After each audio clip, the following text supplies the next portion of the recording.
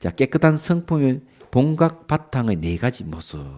이거는 뭘 얘기하는가 하면은 성정 본각을 얘기합니다. 이거는 깨달아가는 과정에서 본각 자체에 작용하는 깨달음의 바탕을 얘기합니다.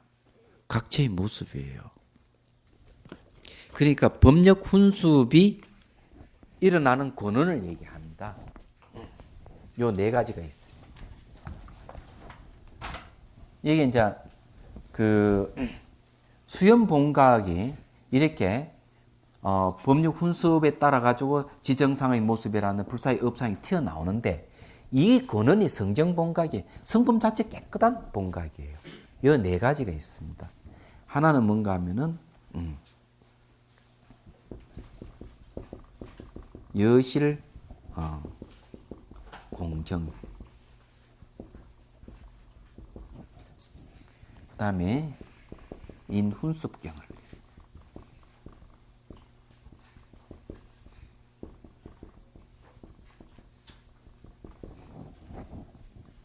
그 다음에 법출리경을,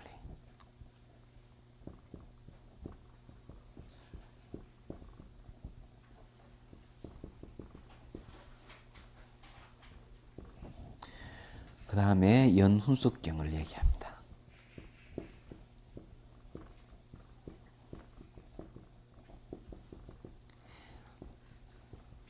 자, 이거는 알다시피 이거는 이 각체를 얘기하거든요. 각체라 하는 것은 깨달음의 바탕이에요.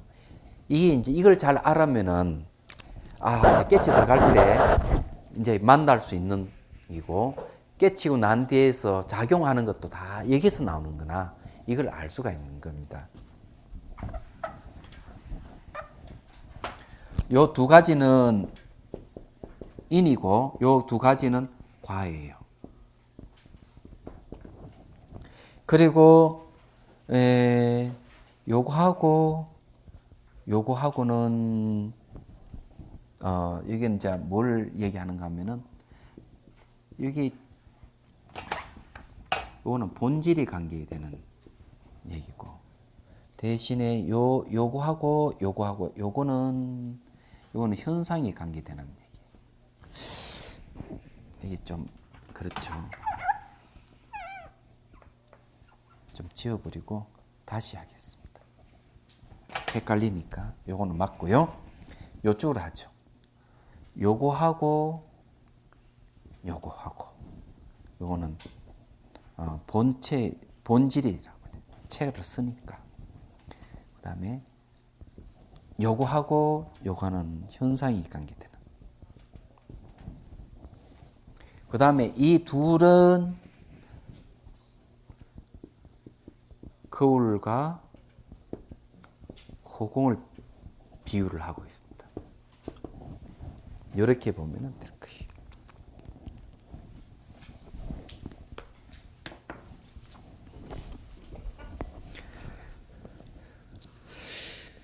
우리는 진짜 대단한 공부를 하고 있습니다. 대단한 공부를 하고 있다 하는 말은 무슨 말인가 하면은 세속 사람들은 꿈도 못 꾸는 공부를 해요. 모든 존재의 본질에 대한 얘기죠. 이 세속 사람은 기껏 봐야 아는 것이 이런 겁니다. 감각이 어떻고 의식이 어떻고 요 정도 좀 알죠. 잠재의식이 어떻고 좀 이야기하지만은 그것이 구체적으로 그것이 무엇인지 몰라요. 감각, 의식, 말라식, 아리아식 이 구체적인 이 내용이 뭔지 모르는 거예요. 그리고 그 본질이 그게 뭔지도 몰라요.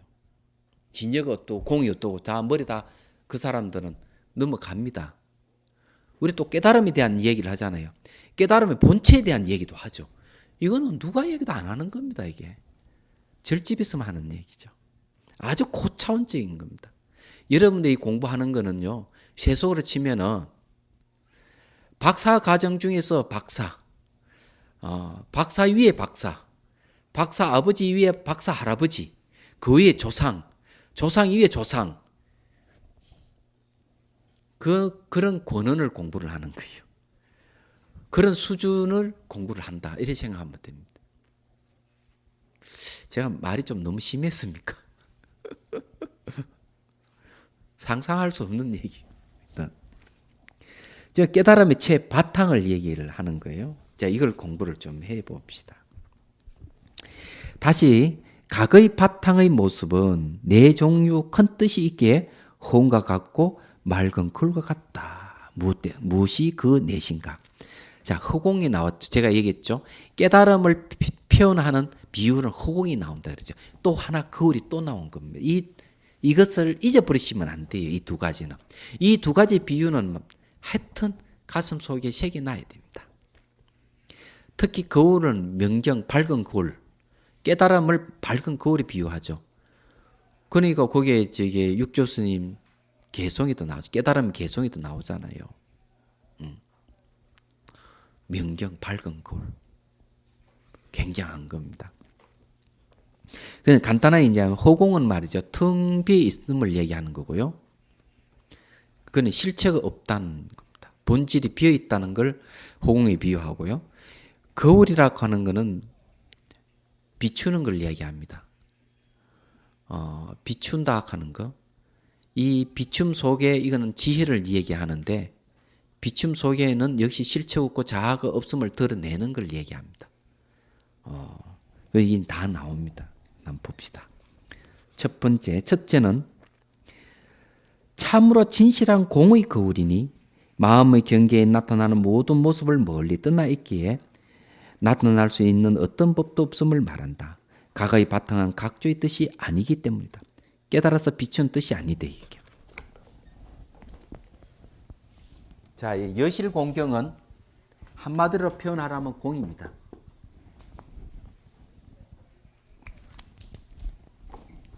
자, 공인데 그럼 저기 각조의 뜻이 없고 아무것도 없다면 어떤 정도의 경지냐면 이런 겁니다.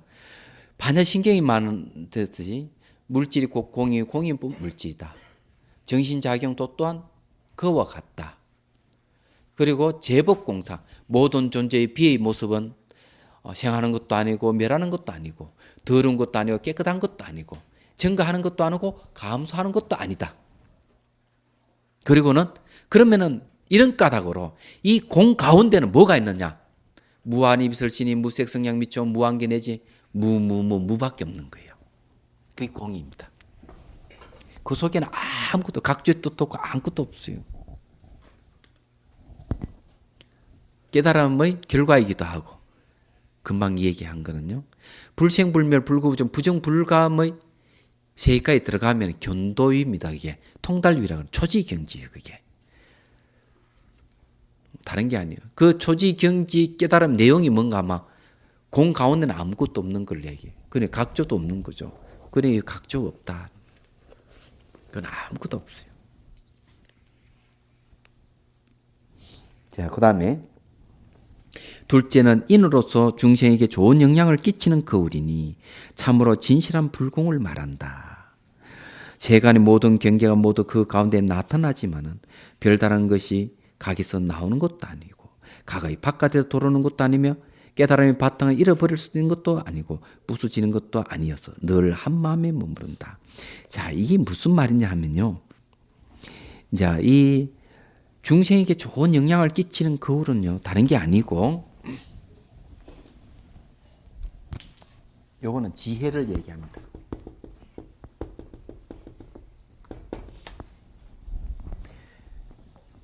훈습이 영향을 주는 거울이에요.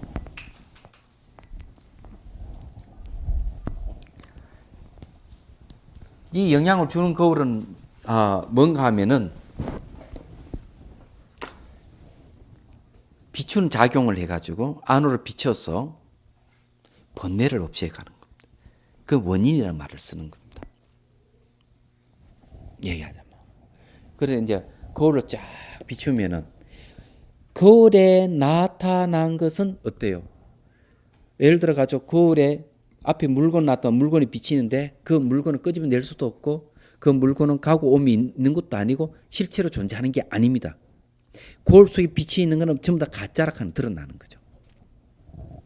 이 거울 역할을 하는 것은 뭔가 하면은 선정입니다. 선정의 힘에 의해서 이제 나타나는데 깨달음 내용도 보면 부처님 깨달음 내용도 그 같아요.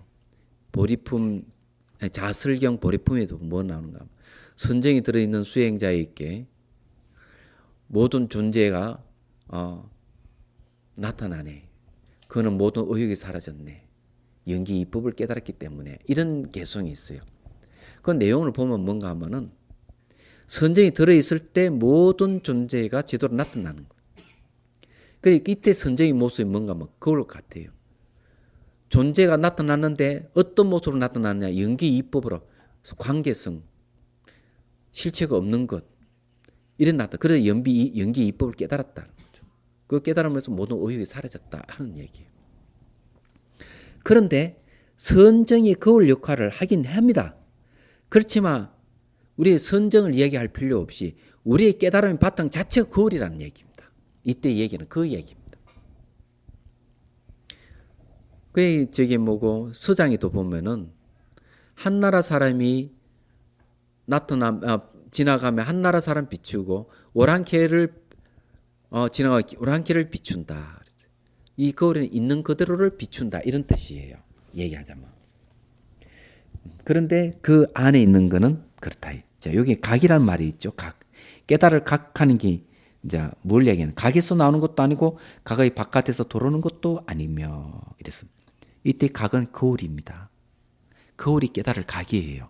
그래서 이게 깨달음이라 하는 거울에 뭐가 경계가 나타나는데 그게 깨달으면 거울에서 경계가 나오는 것도 아니고 바깥에서 깨달으면 거울 안으로 들어오는 것도 아니다 이기죠. 그리고 깨달음의 바탕 자체가 잃어버릴 수 있는 것도 아니고 부서지는 것도 아니다. 늘 한마음에 머문다. 깨달을 각을 얘기합니다. 그래서 이는 모든 법이 곧 진실한 성품이기 때문이며 또 오염된 모든 법이 오염시킬 수 없는 것이니 지혜의 바탕이 움직이지 않고 어떠한 번뇌도 없이 중생을 훈습하기 때문이다. 자, 이것이 뭔가 하면은 중생을 훈습한다 하는 것은 영향을 준다는 거죠. 그래서 인의 역할을 하는 겁니다. 인. 원인 역할을 하는 거죠. 무슨 원인이냐? 번뇌를 없애는 원인 역할을 하는 겁니다. 그래서 인훈습이라는 말 쓰고 그리고 그걸로 나타내는 게 인훈습경이라고 이렇게 이해한 거죠. 그러니까 깨달음 자체가 이런 힘을 갖고 있다 이기죠. 깨달음 자체가 아까 법력 훈습을 얘기했듯이 법력 훈습은 깨달음이라는 그 바탕 자체가 거울 같은 바탕 자체, 호흡같이 비어 있는 그 자체 이게 있기 때문에 법력 훈습이 나온다는. 제가 그저께도 얘기했지만은 이 허공은 말이죠 텅 비어 있잖아요. 향연기가 싹 올라오면 현기가 저절로 싹 사라집니다. 왜 그러냐면 허공이라고 하는 바탕 자체가 비어 있기 때문에 향연기를 없애는 역할을 하는 것이죠. 그래서 이 비어 있다 하는 것이 바로 그런 힘을 법력 훈습의 힘을 가지는 거죠. 근데 여기서 비어 있는 것만 아니고 비치는 성질이 있다 이게. 비친다 하는 건 실체가 없음을 깨떠보는 힘을 얘기하는 거예요. 이게 우리 갖추고 있다. 그래서 우리가 명상을 하면 하도를 참고하기만 하면은 이런 게 다 개발되어 있습니다. 본래 갖추고 있기 때문에. 근데 아이고 힘들어서 어떻게 하나 그게 아니고 한 만큼 드러나게 되어 있습니다. 하는 것만큼. 그래서 이제 가고 오미 없고 텅 비어 있는 것, 공이라 하는 것 제대로 알 수 있는 것은 바로 인훈습경에서 나타나는 거죠. 이 깨달음 자체가 그런 번뇌를 없애는 힘이 있기 때문에 우리가 하도를 들게 되면은 이 깨달음의 작용이 막 생기는 거예요. 생기가 번뇌를 없애가면서 뭘 드러내는가 하면 공을 드러내는 겁니다. 그러니까 거울 속에 물건이 가고 오미 없듯이 실체가 없듯이 이 번뇌를 싹 없애가는 그러면서 마음에 텅 빈 게 나타나는 거죠. 각치가 드러나는 겁니다. 그렇게 역할을 하는 것이 바로 이 각체입니다. 인훈습경이에요. 이 물이라 하는 거는 말이에요. 바람이 불지 않으면은 물이 잔잔해지죠. 근데 바람이 확 불면은 그 소위까지 다 뒤집어지고 물이 아주 더러워지잖아요. 바람이 탁 그치면은 잔잔해지죠. 그 다음에 놔두면 뭐 해야 되면 불순물 밑으로 쫙 깔아앉습니다. 이런 거 선정의 모습이라 그래요. 근데 이 선정은 말이죠. 우리 본바탕이 아니죠. 이런 면에서. 그렇지만은 선정도 두 종류가 있어요. 하나는 수상이라는 상을 따라서 일어나는 선정이 있고 하나는 자성 자체가 선정의 모습이 있습니다. 이 각체에는 바로 그런 모습입니다. 거울이라 하는 것은 마치 선정의 모습과 같아요. 그렇지만 그 비춰서 드러내게 하는 것은 지혜입니다. 그래서 여기에 지혜란 말을 쓴 거예요. 다른 건 아니에요. 뭐 질문할 게 있습니까?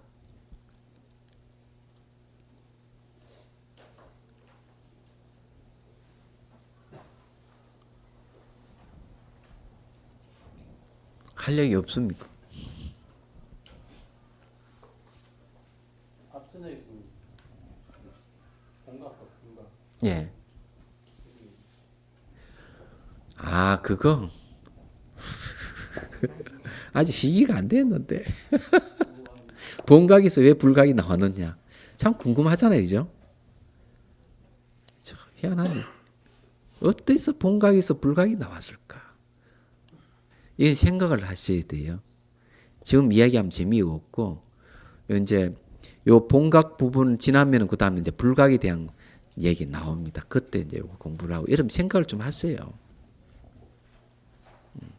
알고 나면 아이 별거 아니구나 이러지만은 그런 과정을 거치지 않으면은 가볍게 얘기해요.